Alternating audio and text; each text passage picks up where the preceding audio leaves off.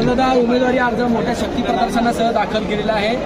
काय नेमकी भावना आहे आणि पुढचा तर विजन प्रचाराची कशी सुरुवात असेल? माझ्या पाठी कळंबोलीमधली सर्वच जनता बबन मुकादम म्हणजे सर्वसाधारण माणूस म्हणून ओळखला जातो. त्या अनुषंगाने माझी जनता रात्रंदिवस माझ्या पाठी असते, मी त्यांच्या पाठी असतं.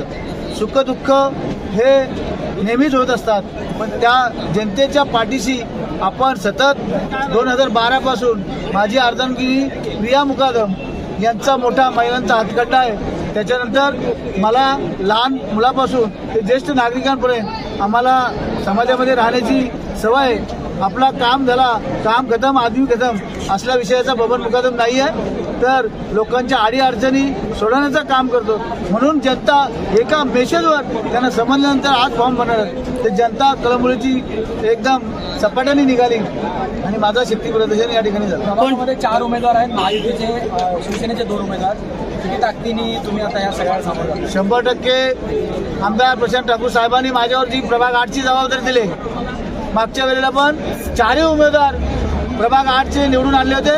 आता पण तीन मात्र शंका नाही, 4 उमेदवार समोरच्यांची डिपॉझिट जप्त करण्याचा प्रयत्न करू आणि ते तर निवडूनच येतील आणि भरघोस मतांनी निवडून देण्याचा मी मानस ठेवलं. कोणत्या मुद्द्यावर ही निवडणूक लढवणार आहात? उमेदवार फॉर्म भरतायत देवीदास खेडकर, तर त्या संदर्भात तुम्ही काय कसं काय लढेल ते बघा, अजून 2 तारीख यायची आहे साहेब, त्यामुळं पक्षश्रेष्ठी त्या गोष्टीचा निर्णय घेतील. एवढा मोठा माणूस मी नाही आहे, तर तो निर्णय घ्यायचा मला अधिकार पण नाही आहे. मला एपी फॉर्म भेटला, मला उमेदवारी भारतीय जनता पार्टीने दिली, मी त्यातच खुश आहे. बाकी आमचे आमदार त्यात सक्षम आहेत, त्यामुळे ते जे कार्यक्रम करतील ते बरोबर करतील. कोणत्या मुद्द्यावर निवडणूक लढवत आहात?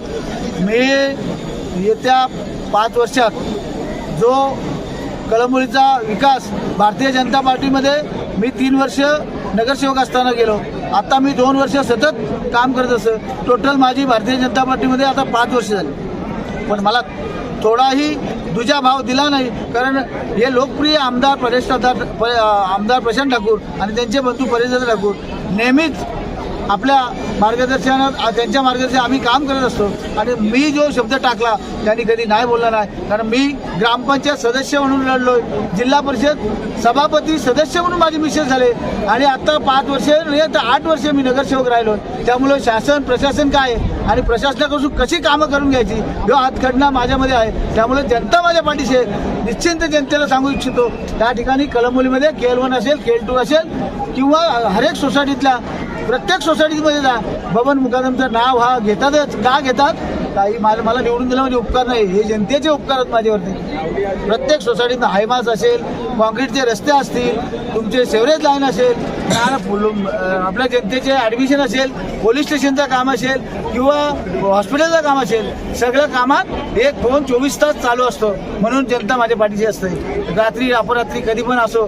तुम्हाला तर माहितीच आहे, मी जास्त सांगण्यात अर्थ नाही. येणाऱ्या ह्या 10-15 दिवसात अजून सपाट्याने करू, समोरच्याचा डिपॉझिट जप्त केल्याशिवाय बबन मुकादम गप्पा बसणार नाही, एवढंच बोलतो. थांब.